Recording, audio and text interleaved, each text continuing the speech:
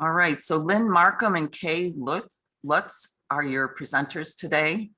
Lynn is a shoreland specialist with Clue. Lynn helps Wisconsin communities who want to protect lakes, streams, and drinking water by providing research-based information, examples from other communities, and policy options. Lynn has helped 10 counties custom tailor their shoreland zoning ordinances. She wrote Protecting Your Waterfront Investment and has written other shoreland publications. Lynn is leading the development of the Freshwater Fish Book series. Kay is the Wisconsin DNR Shoreland Zoning Policy Coordinator and Northeast Region Waterways Supervisor. She has 17 years of experience in county code administration for Door County and has served as the president of the Wisconsin County Code Administrators. Lynn was actively involved in working with the Wisconsin Wetlands Association to provide wetland identification training to code administrators across the state. She holds a master's degree in environmental science and a bachelor's degree in environmental science with a minor in biology, all from the University of Wisconsin, Green Bay. And Lynn is now ready to begin the webinar. Okay, thank you so much, Karen. Thank you everyone for coming this morning.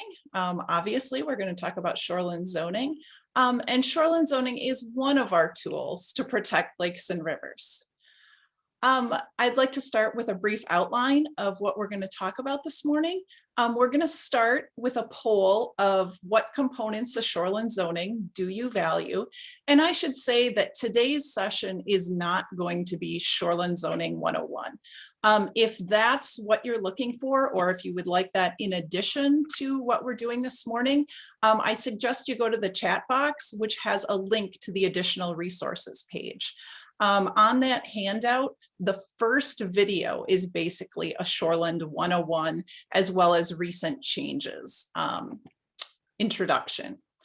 Okay, so this morning, after that, we're going to get into what fish need. That's one of the purposes of shoreland zoning, is to protect our fisheries so that we have good fishing in Wisconsin. So we'll talk a little bit about how that works. Then Kay is going to lead a photo tour of how shoreland zoning in Wisconsin is working the last few years since we've had some legislative changes. And then we'll get into, do you think any land use standards, those being zoning standards or subdivision standards, should be changed to better protect lakes, waterfront investments, and fisheries? Okay, so first I'd like to just do a quick poll about how many people are at your site this morning. So if you could choose how many people are at your location, that would be great.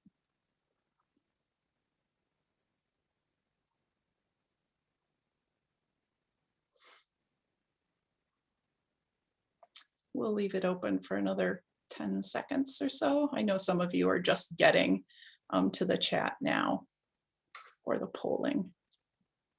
Okay, looks like we've got most people captured.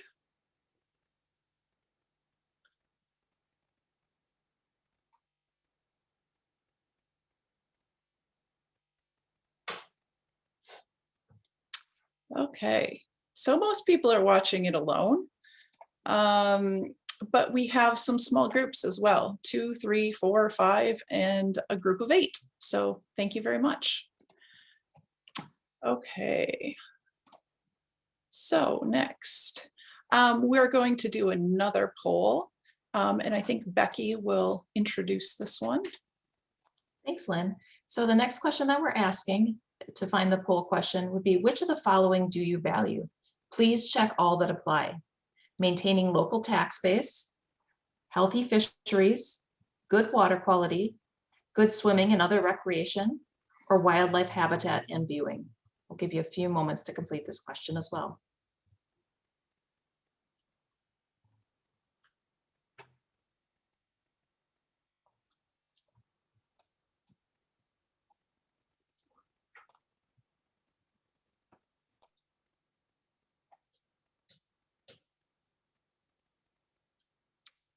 So I see the results coming in. We're close to 90% of people have voted at this point. I'll leave it open just a few seconds longer and then share the results. Okay, so here's what the voting showed us. The number one reason, or the number one thing that people value, is good water quality. It's interesting. This is the same result we got when we surveyed waterfront property owners last week. So that seems to come out in the lead consistently, at least the last 2 times. Second, we've got wildlife habitat and viewing. And third is a healthy fishery. So, and the other 2 got quite a few votes as well, good for swimming and other recreation and maintaining the local tax base. So that's what we see there. Okay, thank you.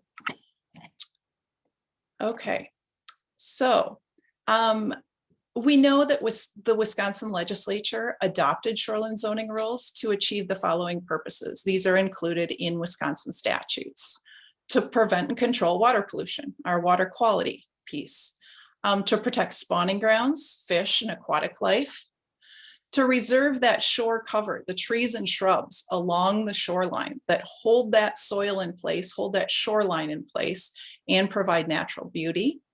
And also to control building sites, the placement of structures and land uses.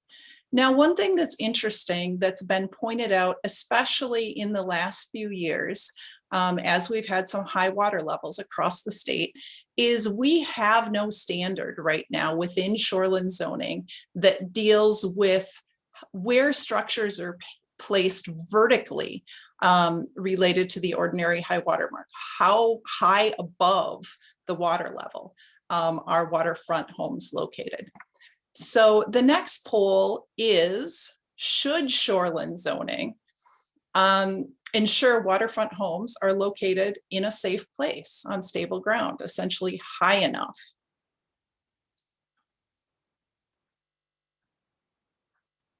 Do you think a vertical standard makes sense?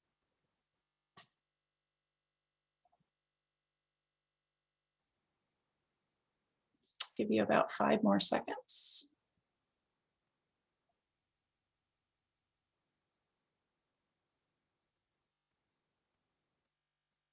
Okay, so here are the results. The majority of people said yes, shoreline zoning should ensure that waterfront homes are located in a safe place on stable ground, and 18% said no. So those are our poll results for this morning. Okay, so now just a little bit of an introduction to shoreline zoning. This is our 101 slide. Shoreline zoning, in terms of state minimum standards, has 7 components. So the first one is lot size, that lots are 100 feet wide and 20,000 square feet in area if they're unsewered. Sewered lots can be somewhat smaller, 65 feet wide and 10,000 square feet. The second component is the setback from the ordinary high water mark to structures. That's 75 feet in most cases. It can be less if you have structures on both sides of this lot. A 35-foot buffer where you keep the trees and shrubs in place. Again, that's to protect that shoreline so it's not eroded. The erosion harms both the property owner as well as the lake, as that soil goes in and takes phosphorus and other nutrients with it. The fourth standard is an impervious surface limit. Impervious surfaces are hard surfaces like rooftops and driveways. An impervious surface limit of 15%, but in a number of cases, it can be higher than that. It can be 30% or 40%. The fifth standard is the height standard of 35 feet. The sixth standard is the structures that are close to the water, like this yellow one here, that those can currently be rebuilt in the same location, even if that's 5 feet from the shoreline, and expanded vertically if it's a non-conforming structure. And the seventh standard is to limit soil disturbance. From 1970 to 2015, counties could voluntarily adopt higher shoreline zoning standards. And of our 71 counties that have shoreline zoning, 54 counties adopted higher standards. Then in 2015, the Wisconsin legislature changed the law. So counties cannot have standards that are more restrictive or more protective than the state minimum standards shown here. Okay, so our next poll, I think Becky will introduce. So the next poll is, which shoreline zoning standards do you think protect waterfront investments? You can choose all that apply. Minimum lot size, shoreline setbacks, shoreline buffers, impervious surface limits, limiting structures close to the water, or limiting soil disturbance. And just as a reminder, if you're still seeing the polls after Lynn has shared the results, you can use the little X out button in the top right corner to close that so that you can see the full presentation.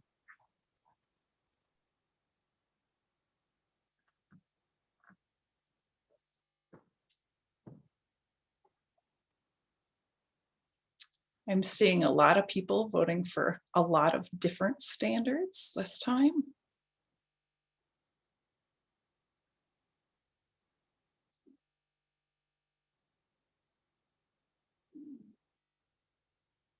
And I'll leave this open a little bit longer to let you finish your voting.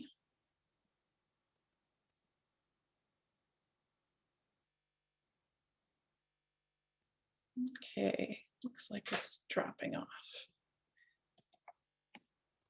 So here are our results for this poll. The number one standard to protect waterfront investments and therefore local tax base that funds local government is shoreline setbacks. Looks like number two is limiting structures close to the water, which is obviously very related. Runoff from structures running into the lake and carrying soil and other contaminants with it. And it looks like next, oh, shoreline buffers was actually number two, and then limiting structures closer to the water. But you can see that all of the standards within shoreline zoning got quite a few votes. Okay, so here we go. Okay, for those of you that have been following shoreline zoning for a number of years, you're probably aware that studies across the Midwest, first from Minnesota, now some studies from Wisconsin, as well as Northeast US, have found that when all other factors are equal, properties on lakes with clearer water commanded significantly higher property value prices than those with more murky water. Okay, now we're going to jump a little bit into the fish side of things. Just a little tidbit factoid that you might find interesting is even our big game fish like muskie, northern pike, walleye, when they hatch from eggs, their eggs, they're tiny. They're actually about the size of a green pea. So you could fit 20 of them on your spoon. So when they hatch, in order to survive their first day of life in the lake or river, they need a place to hide. Otherwise, they're going to be some bigger fish's lunch. So that's one thing to keep in mind about what fish need. In terms of fish habitat in our lakes and rivers, this was put together by some fisheries biologists from Minnesota. So fish need that physical structure shown here as fallen trees. It's also aquatic plants. And it also includes the substrate, the lake bottom. If we have a lot of erosion from runoff carrying soil into the water, then the substrate is basically muck. And many fish can't successfully reproduce if it's muck. Their eggs sink into the muck and don't get the oxygen they need. So what affects this physical structure that fish need? Well, it's really the shoreline disturbance from development right along the shoreline. You know, it's the waterfront property owners that pull weeds out. Well, we could call them weeds. Many people call them weeds. Weeds are things that we don't want. If we want a good fishery, we want aquatic vegetation, as well as pulling trees out of the lake. Water quality overall, fish need good water quality to survive. Some fish, their gills get clogged up if you have a bunch of sediment, a bunch of soil washing in. Some fish hunt by sight, so they need clear water so they can find their lunch. Also, what's growing in the water in terms of algae, and this is algae, periphyton is algae that's growing on a surface, so on a rock or on a fallen tree, because all of that contributes to how much oxygen do you have below the thermocline, below the top layers of the lake. When you get down into that colder water underneath, is there enough oxygen there for the fish to survive? We know that the warmer the water is, the less oxygen it has in it. That's just physics. So in terms of water quality, our disturbance drivers are throughout the watershed. So it's urbanization, and urbanization doesn't necessarily have to mean a city. It can mean roads, parking lots, homes, driveways, any type of urbanization or increase in impervious surfaces.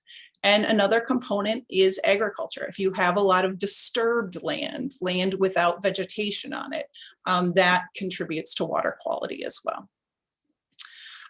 Fish are indicators. So healthy lakes and rivers have many fish species, whereas less healthy lakes and rivers have few or no fish species. There is an exception to this, and that's our trout streams, our cold water streams. They function differently. Okay, so just looking a little bit at that water quality side of things. 1940s development tended to be a smaller home, farther back from the lake, a short driveway, and overall, this particular lot is 7% impervious.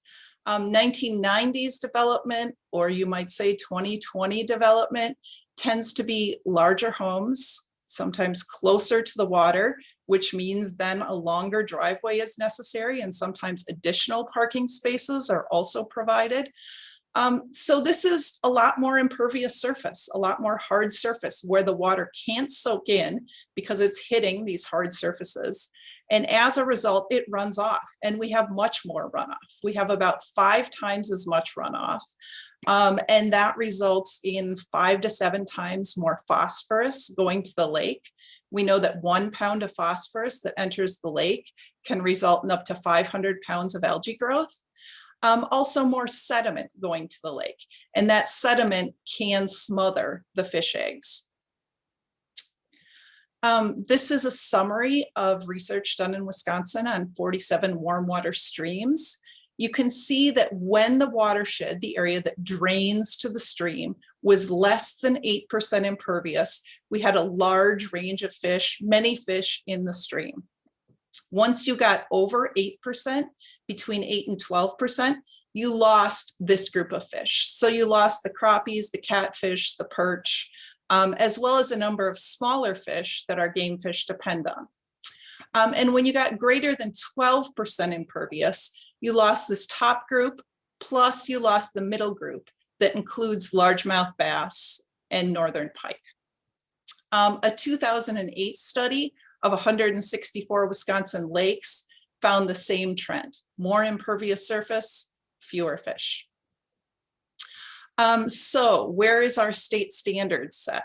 If it was set based solely on science, you would expect it maybe somewhere around here, 8%, 12%, maybe somewhere in between. But currently it's set at 15%, and on some lots, it's set higher than that. So what does that look like on the landscape? This is an aerial view from Door County. These lot sizes are around an acre. So these are about twice the minimum lot size for unsewered lots in Wisconsin. And the impervious surface levels, which is calculated by this web mapper, which is pretty handy, are 30% on this lot, 26% on this lot, and 22% on this lot. Shoreland zoning currently allows on residential lots statewide up to 30% impervious if mitigation is put in place. It's up to the counties to define what that mitigation is. Okay, so given that little introduction, I'd like to talk a little bit about which of the shoreline standards affect fish survival. Well, we've just talked about the impervious surface limit directly impacts fish survival. And I would argue that the impervious surface limit and the percentage impervious surface built on a lot is very tied to the lot size. Where there are small lots, and I'll show an aerial view of this later, it's really tough to stay below 15% if we've got lots that are 65 feet wide, as allowed on Seward lakes at this point. On 100 feet wide, it's still, yeah, people have to be careful. They have to intend to have a small footprint. Many people voted earlier for the 75-foot setback and the buffer that goes with it. Those certainly impact fish survival. The runoff from here and how far across the land it has to run. That means how long is the opportunity for it to soak in? You know, if it's raining hard and the water's coursing across, how much time does it have before it gets to the lake or stream? And the buffer part of it, is it slowed down during that path to give it more time to soak in? Also, when we have trees and shrubs anywhere here on the lot, some of the rain that comes down is going to land on that tree or shrub. There's a lot of surface area on a big tree in terms of all those leaves. So a lot of water that comes down will actually evaporate straight off the tree. It's never even going to reach the ground. And the same is true with shrubs.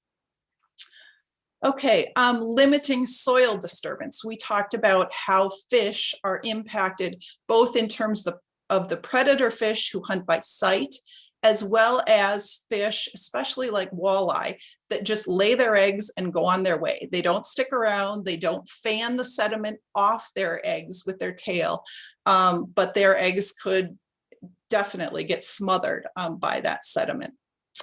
I would also argue that these structures close to the shore that can be rebuilt right here could have an impact on fish because there's going to be land disturbance when this is rebuilt, and that's land disturbance quite close to the shore. You could easily have erosion and sedimentation happening there.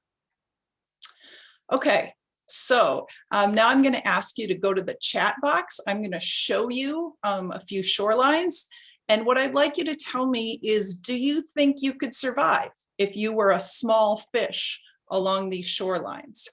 And specifically tell me why or why not. Okay, so take a look at this shoreline.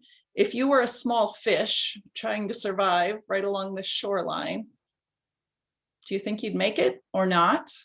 And why? So if you could go to the chat box and give me your thoughts on that, I'd appreciate it.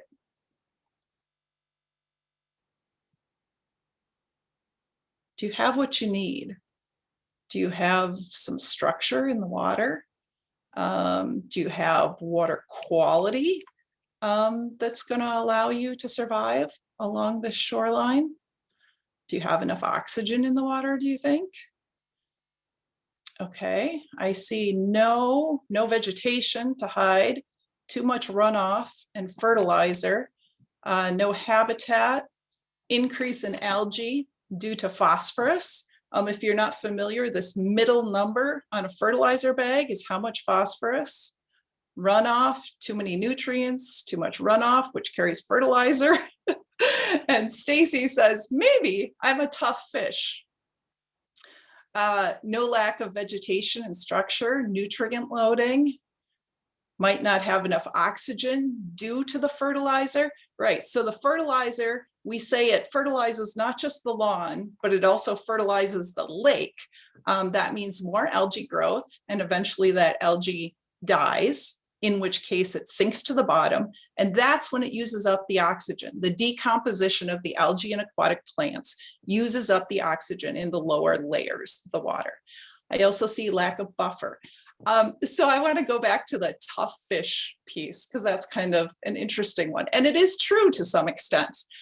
You'll notice that greater than 12% impervious we do have a few fish that survive that situation.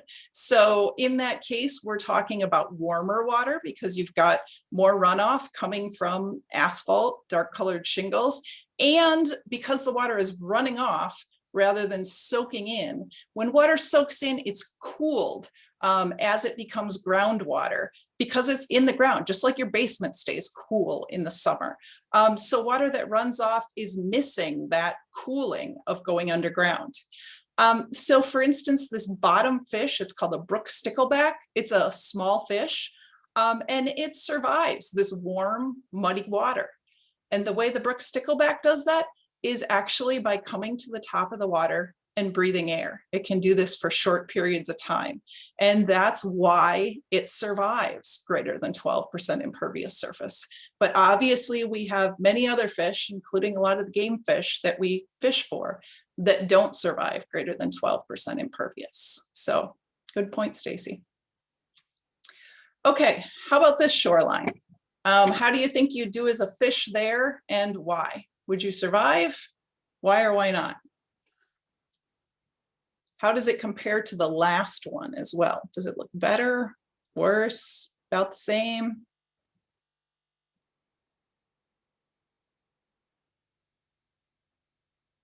I'm guessing people are thinking and typing at this point.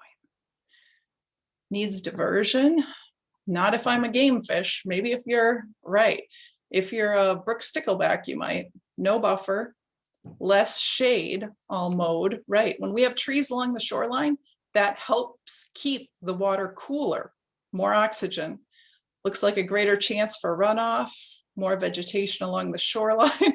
You're not making the survival thing easy. Yeah, that's very true. When we build like this, it's not making it easy. Poor water quality. Steeper gradient, yep, it's steeper to the water, so that means the water is going to run faster, have less of a chance to soak in. No buffer, no fallen trees, a greater slope, yep, all true. Worse than the last one because of the steepness of this slope, the water is going to go down faster. Looks like either EIS erosion starting on the shoreline. Oh, sure, along here. So let me talk a little bit. If you haven't seen the diagram, Kentucky bluegrass has root systems that are 1 to 2 inches deep. Our large trees and our native plants, our native prairie plants, have roots that are 10, 12, 15 feet deep. So they can hold the soil in place much more effectively than Kentucky bluegrass. Yeah, okay. So now I'll try to make it a little easier on you.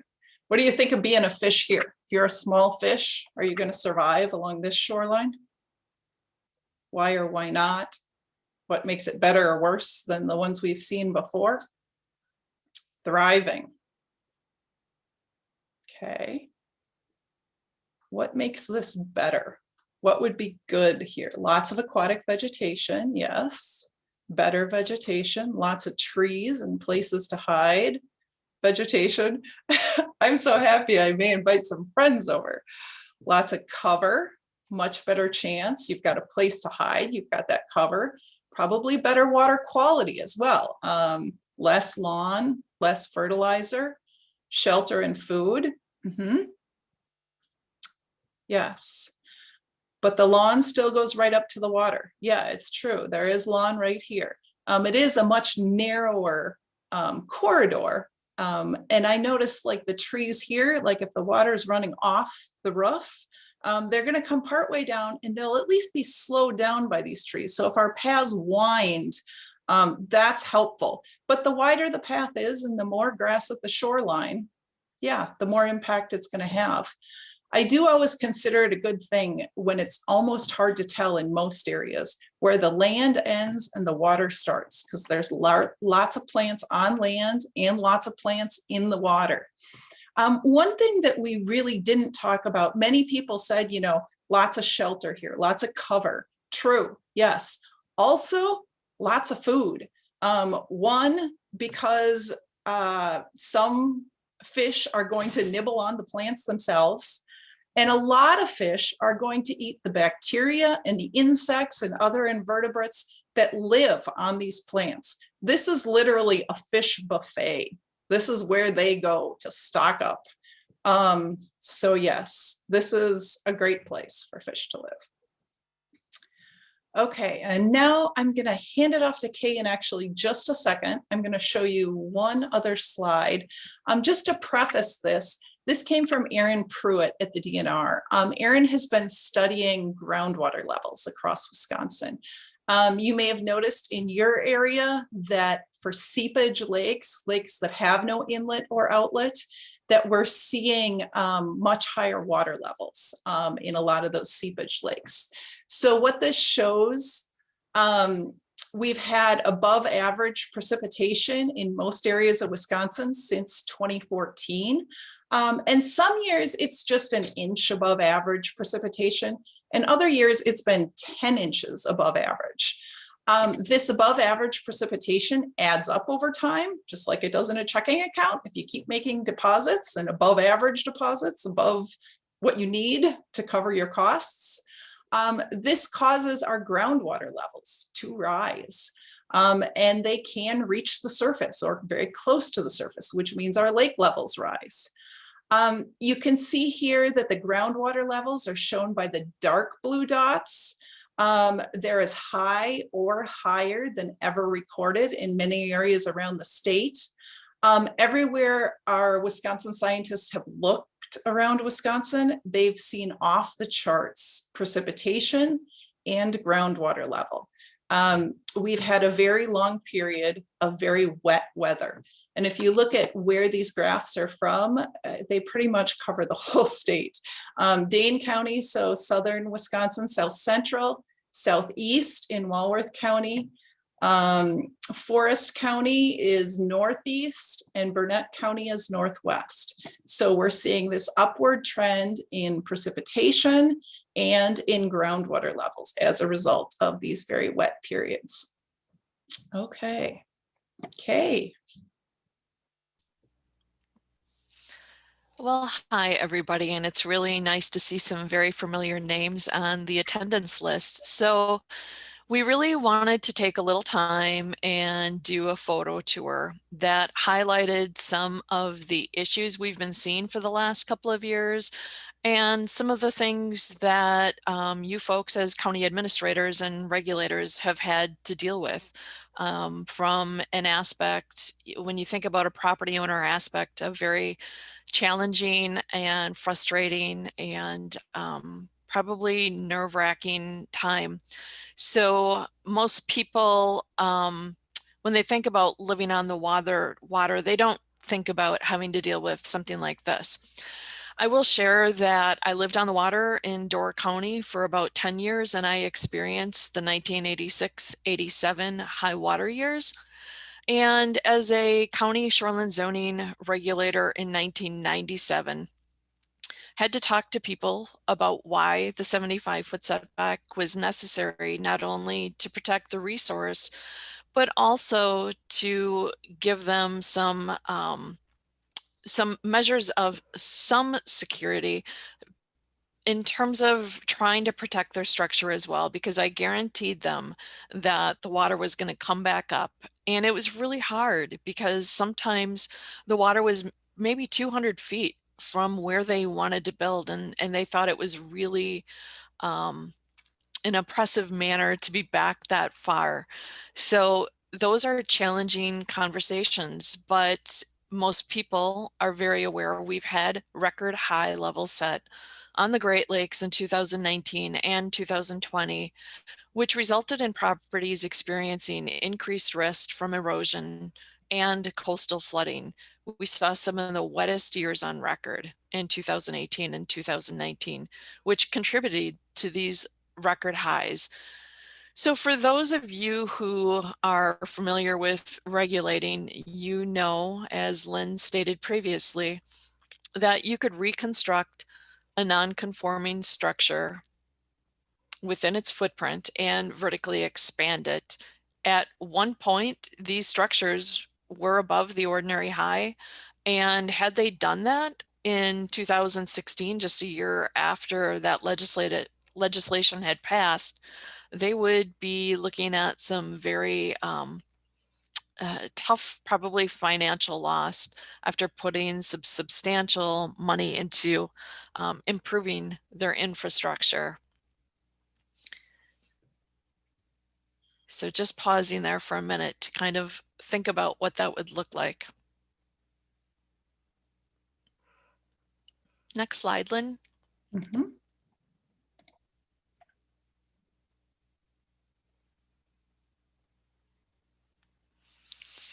So this ties in to what Lynn was really talking about in terms of groundwater levels. Again, above average precipitation in recent years really show the groundwater data reflecting a trend on seepage lakes.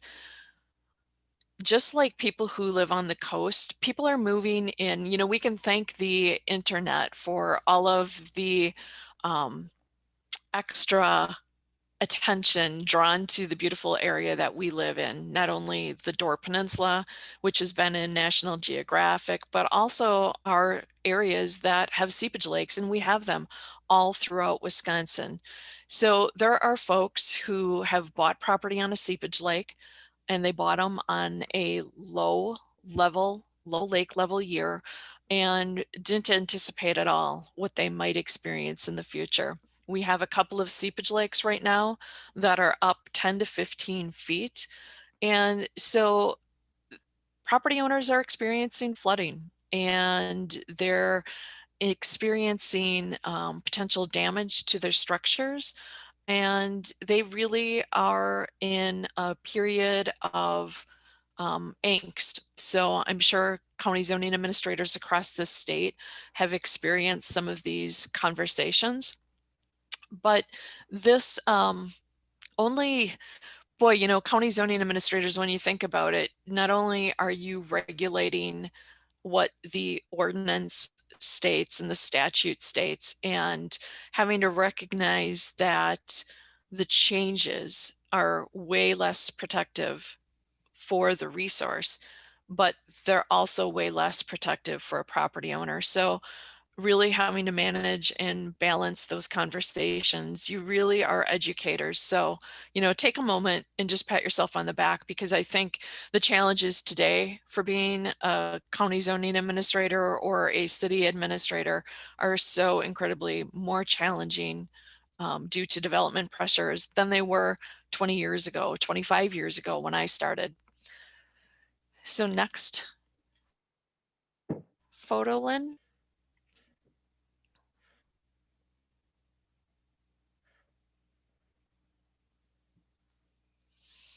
So another series of photos that we're seeing and trends for the last couple of years, we're getting a lot of photos showing collapsing shorelines, low bluffs, we've got steep bluffs.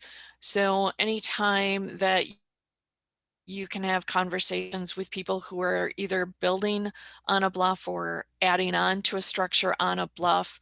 You know, one of the things that you want to try and do is help them divert the water from going waterward and down the bluff, because that helps contribute to the bluff failure and bluff slumpage.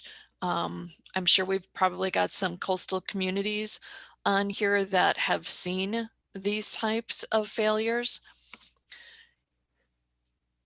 You know, and one of the other things too that happens when property owners don't know when they're contributing to this type of collapse or this type of failure, it also lends an increased desire to hard armor the shore. So we've got high water, not only on seepage lakes, but on the coastal lakes.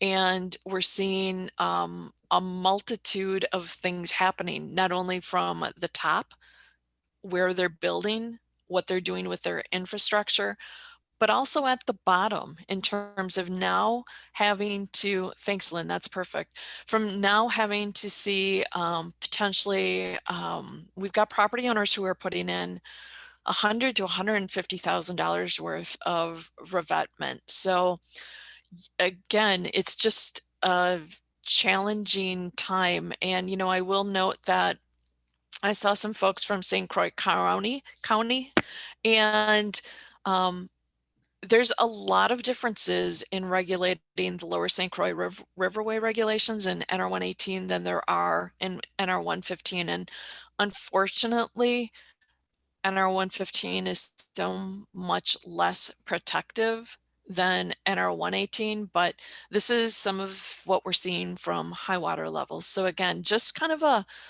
photo series on what you as regulators are seeing, but also what property owners are experiencing. Again, some bluff failures in that lower photo. That's a sanitary system, that's a sanitary tank that's sitting there with the pipes. Another reason to make sure that your infrastructure that you're putting in isn't waterward of the house for this very reason.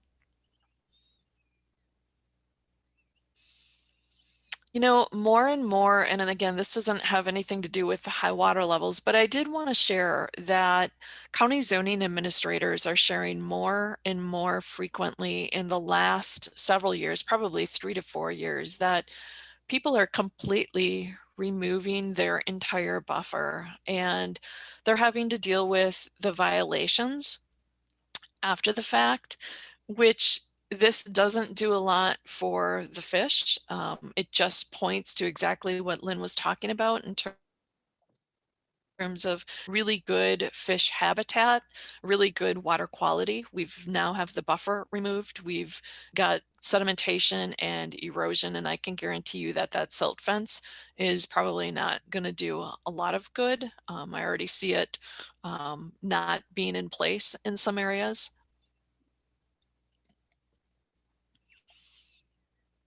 And next photo, Lynn. It's And again coming. here, yep. And again here, we have property owners who are in dire straits. They have water that's right up to their structure. It's in their basement. And in this case, they built a berm around their structure. But county code administrators, you do have some opportunity here with land disturbances. You can only authorize them if they're designed to minimize erosion and sedimentation and impairment of fish and wildlife habitat. So what do you think the chance of survival is if you were a fish that had just spawned and you were not a mother hen fish that took care of its eggs? So put in the chat box what you think the percent of survival would be with the potential sedimentation going into the lake.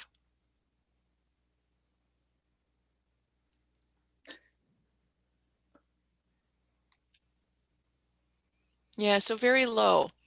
And the one thing that county zoning administrators have to do is they really also have to balance and provide hopefully some resources to people who are struggling. And so I just want to remind everybody who's on the line that if you are struggling with a situation or you have a property owner in dire straits, feel free to reach out to Dale or I as your shoreline zoning specialist.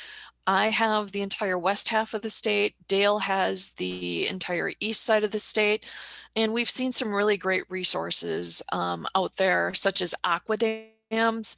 Aquadam is a water-filled tube that is put in place to protect structures. We have people using them on the coast, on the Green Bay and Lake Michigan side. There's some really great YouTube videos on them. And then also on seepage lakes. They're very helpful and very handy. So again, it's a challenging time to regulate for a variety of reasons. And I think the takeaway that we really wanted to share from the photos and current events is that it only reinforces that structures and pouts really need to be set back. And sometimes it's even more than what the minimum would allow, for example, with averaging. So next photo, Lynn. And one of the things I will share is, well, I'll share that thought after this. I have another slide in mind for that thought. So Sure. So this is just a summary of what Kay has been talking about. Some of the things that waterfront property owners can do to protect their investment. The first is for any structure, whether it's a home, a garage, an addition, building far back from the water. Leaving the trees, shrubs, and other deep-rooted plants in place. If they're gone, replanting. Minimizing those hard surfaces that create runoff, and taking that runoff away from the steep slopes, away from the banks running to the water. It might go into an infiltration trench, it might go into a rain garden. We have guidance for both of those. If your county doesn't already have it, there's a guidance available on the Healthy Lakes and Rivers website. And then obviously also keeping the septic system away from the shoreline, because those are releasing a lot of water as well. Just the impervious surface piece, right now 15% without mitigation, 30% with mitigation. And here's an example of these narrow lots. These are about 50-foot lots. You can see these are high in terms of impervious. Some of these are over 50% impervious, and the standards do allow people to keep whatever they have in terms of impervious, but this is going to have an impact.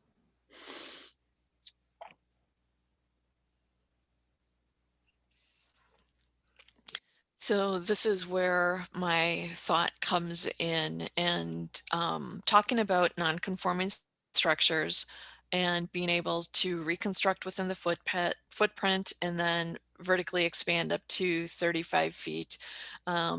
This is a structure that was, I think, located about 7 feet away from the ordinary high water mark. And these property owners proceeded to reconstruct and vertically expand to 35 feet high. And that's what the structure looks like now. And then viewing it from the water side, you can see what it looks like. So, we've got physical impacts to the property based on natural events. You can imagine that if this was a lake that was going to experience a higher lake level in the future, or had some pretty severe storm events and ice shoves, that this structure may not be safe. So we also have physical impacts to the property based on the events that we create. So this is where the thought that my mom stuck into my head when I was young comes into play here.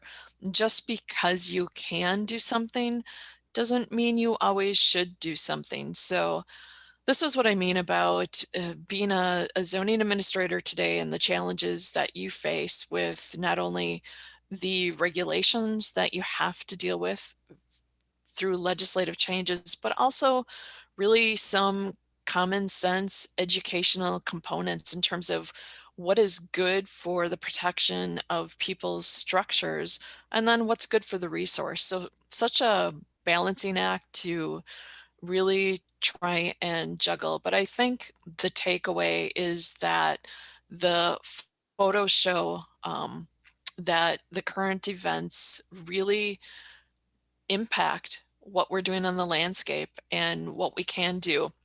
I think something else to remember is that 75-foot setback isn't something that is put in place to protect just the structure. We've got bluffs.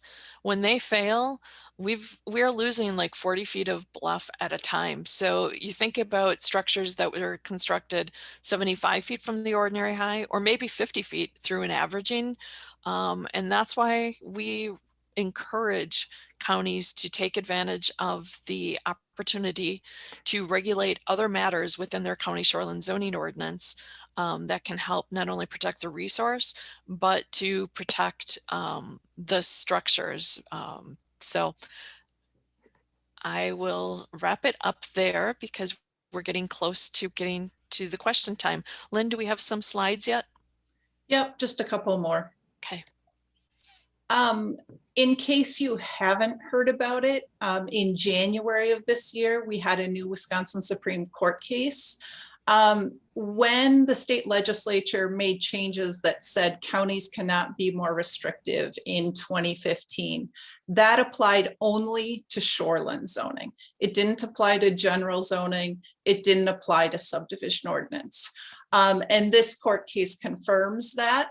The town of Newbold in Oneida County has a subdivision ordinance that requires a 225-foot minimum shoreline frontage on certain lakes. And basically what the courts decided is subdivision authority under chapter 236 from statutes is not preempted by county shoreline zoning restrictions. So in other words, the town can continue to apply their larger lot size requirements. And I see no reason that doesn't also apply for county subdivision ordinances. Yeah, and this is a really great decision because this only furthers the legal advice that we had been providing since the legislative change. So it was really good to see this.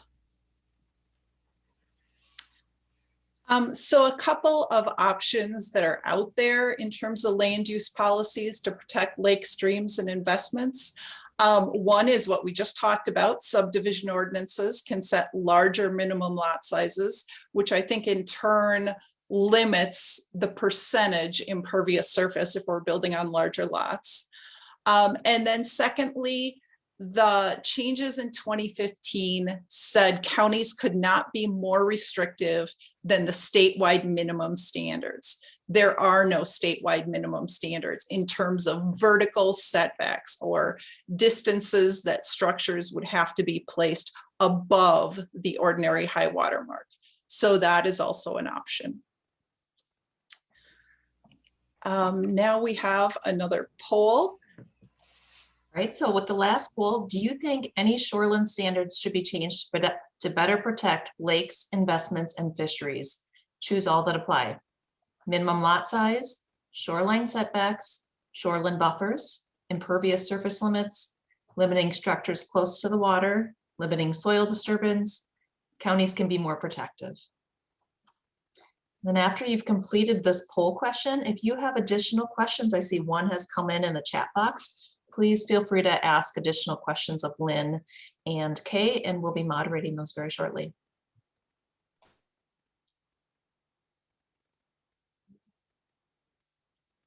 Giving you a little bit more time to vote here. I see about half of you have voted so far or finished your voting. I understand you might be clicking multiple options here.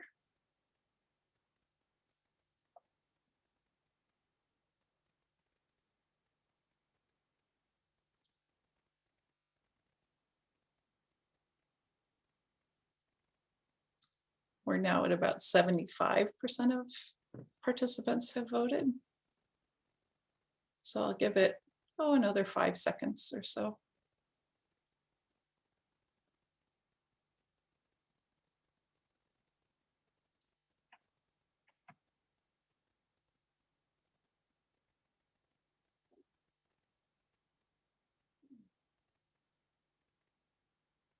All righty.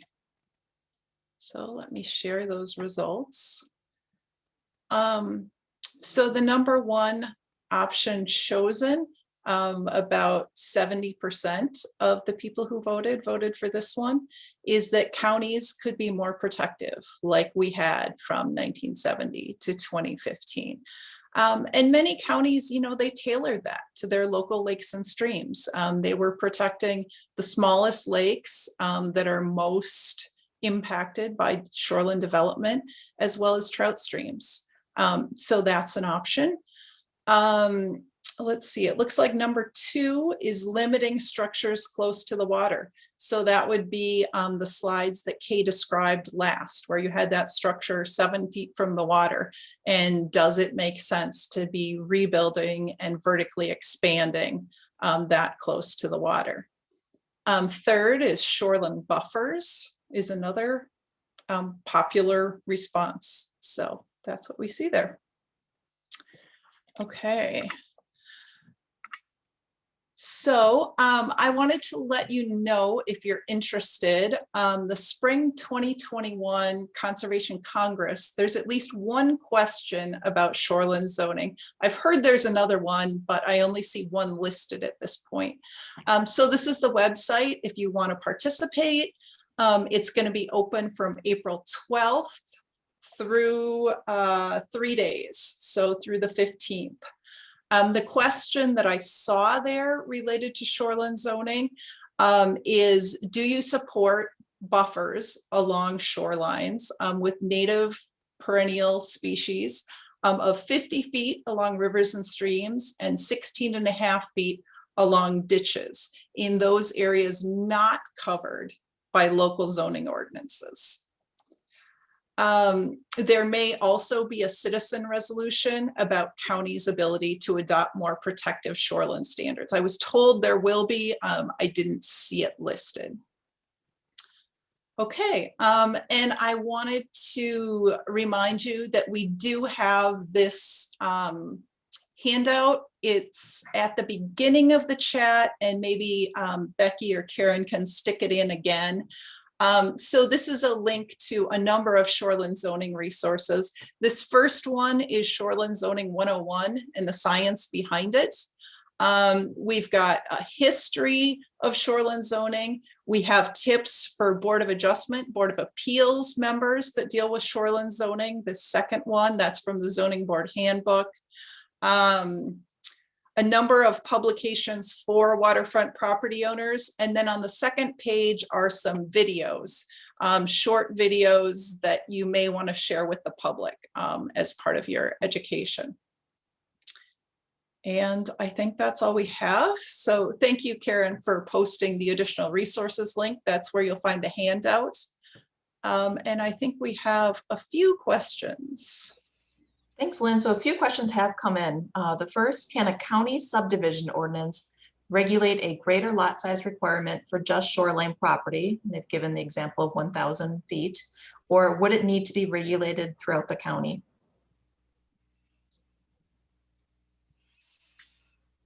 So I will take a crack at answering that, Jay. So as you know, the general zoning ordinance would have to regulate throughout the county in order to require a larger lot size. I think you potentially could require a larger lot size in your county subdivision ordinance, but I don't think there are any county subdivision ordinances that have different areas with different standards. So I would be kind of interested to know if there are counties out there. I guess you could respond directly to my email address and we could talk further about that one.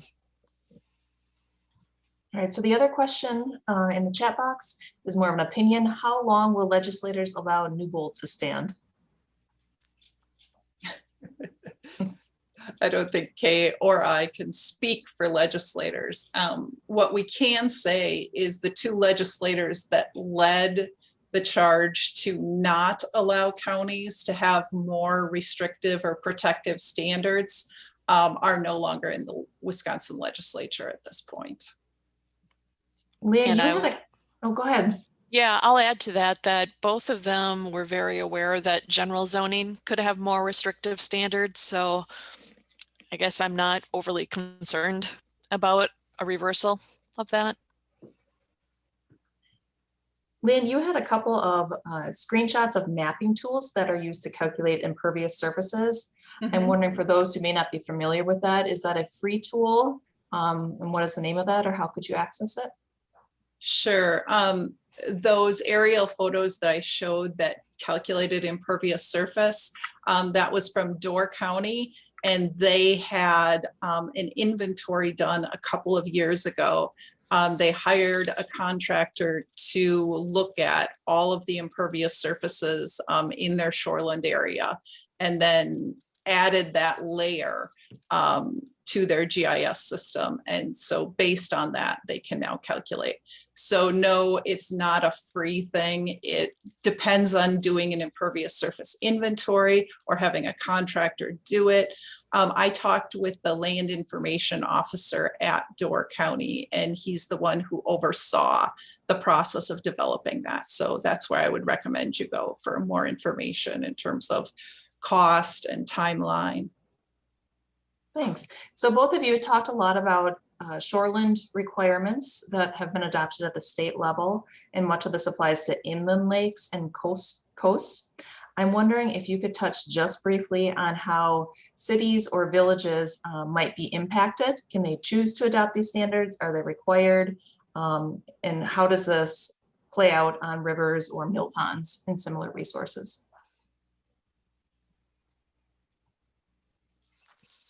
Sure. So it gets a little complicated, but generally speaking, cities and villages can most certainly adopt these standards to be consistent with the county. The majority of areas are typically not encompassed by any shoreline zoning standards with cities and villages. There was a legislative change in 2014 for those areas that were incorporated or annexed after a certain date, that there be a 50-foot setback for structures in those areas, but then the remainder of the city would not have a setback unless the city would adopt one. So we do have resources. Kathy Karamis and Dale are working directly with incorporated municipalities, cities and villages to provide them with more information and model ordinances if they're interested. Thanks, Kay. And we have one last question. What if an existing lot of record is 50 by 100 feet deep? What would the setbacks be? And so in that's terms from the city. Okay, so you know, I'm not sure if this lot is under your if it was annexed or incorporated and it's under any shoreline zoning, but the lot width and area doesn't change what the setbacks are for county shoreline zoning. So if you have a specific case that you would want to talk through, feel free to give me or Dale a call and we'll be happy to help you. All right, Lynn and Kay, thank you both. I'm wondering if either of you have closing comments.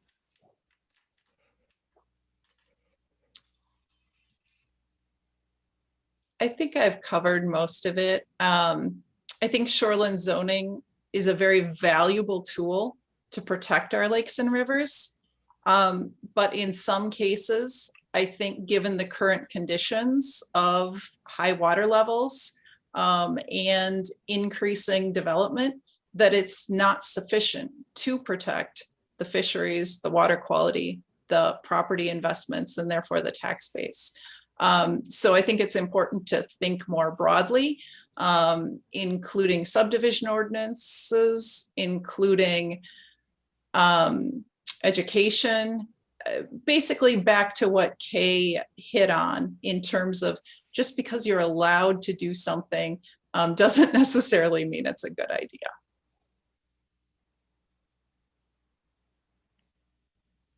I think that summed it up really well, Lynn, and I don't have any further comments. All right, well, thank you both. I just want to remind everyone that the next webinar in this series will be looking at subdivision regulations, and that will be held on April 8th. Thank you all for joining us. Have a great day. Thank you.